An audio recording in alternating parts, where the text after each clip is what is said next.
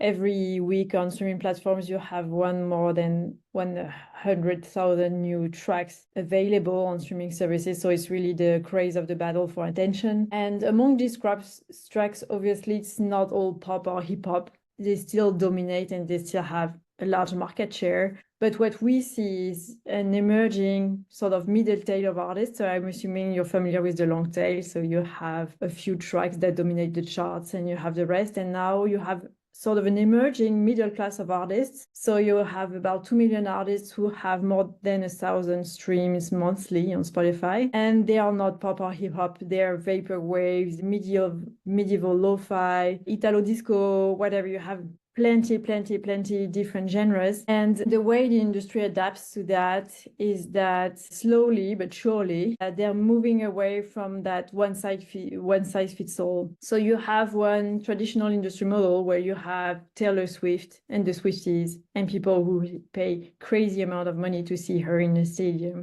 And they are the super fans that you all have in mind when you picture super fan or something, the people who would actually attend shows. But the reality is that people who engage with artists don't all necessarily look like that. Most of them don't look like that. Depending on the artist, they can have all shapes and sizes, basically.